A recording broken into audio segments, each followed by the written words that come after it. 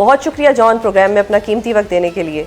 John, ये बताइएगा कि अमरीकी वॉर मिनिस्टर जो है उन्होंने ये दावा किया है कि अमेरिका पूरी कुव्वत के साथ इस वक्त ईरान पर हमले कर रहा है और अगर ईरान ने मुआहदा नहीं किया तो अमरीकी हमलों में शिद्दत आ जाएगी। दैट अल्टीमेटली मीन्स कि जो ईरानी क़यादत ये कह रही थी कि अमेरिका हमले बंद नहीं करेगा और वो जंग बंदी करने में भी संजीदा नहीं है, तो ये तो बात आपकी सच साबित हुई। क्या कहेंगे आप इस पर? जी सुजैन, बहुत बहुत शुक्रिया मुझे बुलाने के लिए। देखिए, मैं बार बार एक ही बात करता हुआ आ रहा हूँ, कब से एक ही बात करता हुआ आ रहा हूँ कि इनका कोई प्लान नहीं है निगोशिएट करने का। अगर ये चाहते हैं सरेंडर, और सरेंडर ईरान करेगा नहीं, तो इनके पास ऑप्शंस बहुत कम है। ये अगर पूरे ईरान में बमबारी भी कर दें, लेट सपोज वो जो कह रहे हैं कि उन्होंने नेवी भी खत्म कर दी, एयरफोर्स भी खत्म कर दी, सब कुछ खत्म कर दिया, उसके बावजूद 88 वेव्स आपने देखा है कि अभी तक हो चुकी हैं और बमबारी ईरान की तरफ से भी शदीद जारी है, जबकि यहाँ पे भी हमले हो रहे हैं, नो डाउट। लेकिन ईरान जो है वो रुकने वाला नहीं है और शुरू से इनकी अप्रोच यही रही है कि कंफ्यूज करके, नेगोशिएशंस में डाल के, पार्टीज को उम्मीद दिलवा के फिर जो है वो अपनी मनमानी करना। अभी फेसबुक भी मेरा जो है वो बैन कर दिया है। ये किसी भी तरीके से जो है वो सेंसरशिप भी चला रहे हैं, अपने प्रोपेगेंडे भी चला रहे हैं। तो किसी भी तरीके से ये चाह रहे हैं कि ये जो रिजीम चेंज का ख्वाब है ये पूरा कर लें और यहाँ से कोई जो है वो रेजिस्टेंस इनको नजर ना आए। तो ऐसा होगा नहीं। ईरान जो है वो ऑलरेडी खड़ा हुआ है अपने पेज के ऊपर और ईरान ने बोल दिया क्लियरली कि हमें कोई निगोशिएशन, किसी भी चीज़ में कोई इंटरेस्ट नहीं है। सही। अच्छा जॉन, ये बताइएगा कि इस वक्त तेहरान में भी क्या यही फीलिंग है कि जंग को ख़त्म करने का जो दबाव है वो इस वक्त ट्रंप पे ज़्यादा है और सीज फायर में पहले ट्रंप जो है वो पहल करेगा, उसके बाद ईरान सोचेगा? जी, ये तो ट्रंप की क्या वो है। बहरहाल ये जो जाहिर है वो जो इजराइल चाहता है वो होता है वहाँ पे। अभी तो नज़र ऐसे ही आ रहा है। तो यहाँ पे सेंटिमेंट ये है कि ट्रंप बेसिकली रिप्रेजेंट कर रहा है उन सारे इंटरेस्ट को जो इजराइल चाहता है, और इजराइल इस वक्त सीज फायर करना चाहता है बहुत शिद्दत के साथ, क्योंकि उनका नुकसान इतना ज़्यादा हो गया है। और ईरान के अंदर सेंटिमेंट ये है इस बात का कि सीज फायर नहीं होनी चाहिए इनके साथ अनटिल एंड अनलेस कोई प्रैक्टिकल स्टेप, कोई permanent step, for example basis खाली करना इनकी तरफ से ना हो, उसके बाद जाके शायद बात हो सकती है। लेकिन जंग का खतरा जब तक मंडला रहा है और जब तक कि अपनी जो है वो जिस तरीके से इन्होंने पहले भी किया, जब तक ये अपनी अप्रोच रखेंगे तब तक इनको और ज्यादा नुकसान होगा। ये लोग मिस कैलकुलेशन कहते हैं इस चीज को। I think miss calculation America की तरफ से नहीं है, उनको अच्छी तरीके से पता है क्या हो रहा है, लेकिन वो मजबूर है एक्शन लेने के लिए because of various reason such as the AIPAC lobby and obviously वो एप्स्टीन का भी मामला है। तो जाहिर है वो करते रहेंगे ये चीज, लेकिन उनको नुकसान बहुत ज्यादा हो रहा है इस चीज का। सही। अच्छा जॉन, आपने कहा कि इजराइल जो है वो सीज फायर चाहता है, इजराइल भी सीज फायर चाहता है, वो भी डेस्परेट है। उधर से ट्रंप ने भी 6 अप्रैल तक की डेट दे दी है कि इस तक मतलब जो सीज फायर है वो हो जाना चाहिए। तो फिर प्रॉब्लम कहाँ पे आ रही है? फिर तो सीज फायर हो जाना चाहिए।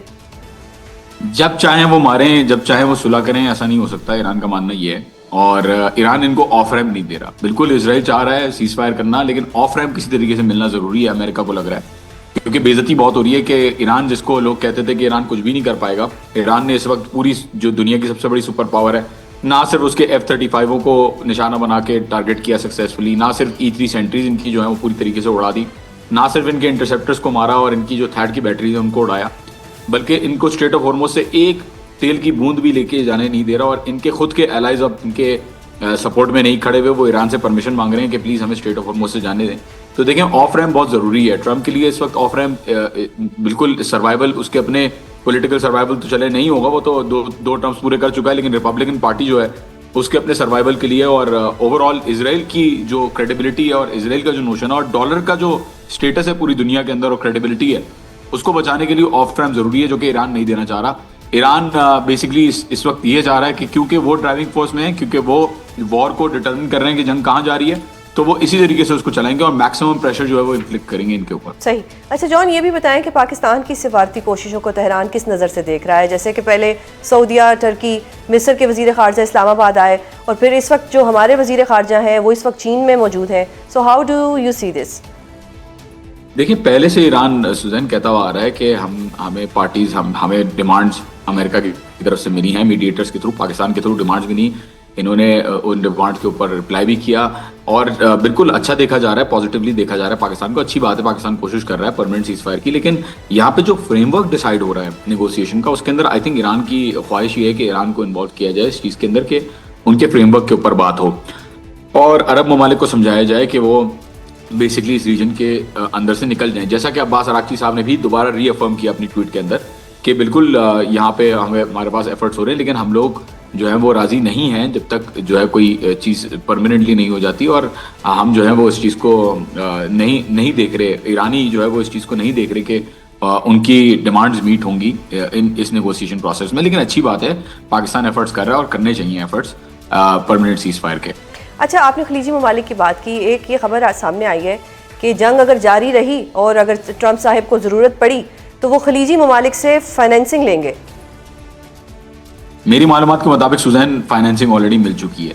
3 अरब ममालिक हैं जिन्होंने फाइनेंसिंग दी है इनको, और वो वक्त सामने बहरहाल ले आएगा, नाम ले आएगा और ले आएगा, दिखा देगी दुनिया के किसने कितने पैसे दिए हैं।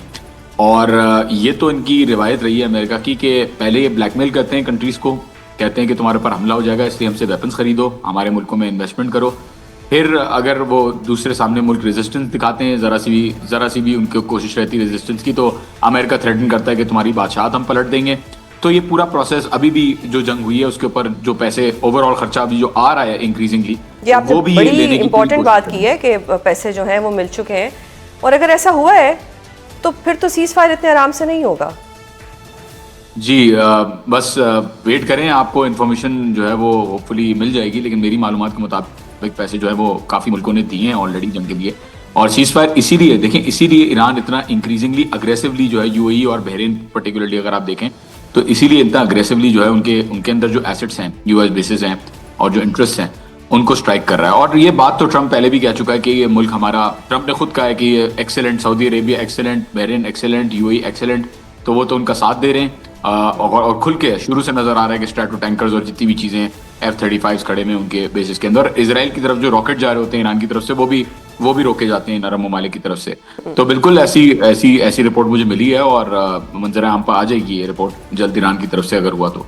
अच्छा जॉन, क्या ईरानी दानिश्वर वली नसर का ये दावा दुरुस्त है कि ईरान ने अमेरिका के साथ किसी भी डील की सूरत में पाकिस्तान से जमानत तलब की है और इसी वजह से पाकिस्तान ने चीन से राब्ता किया है ताकि वो ईरान को गारंटी दे सकें?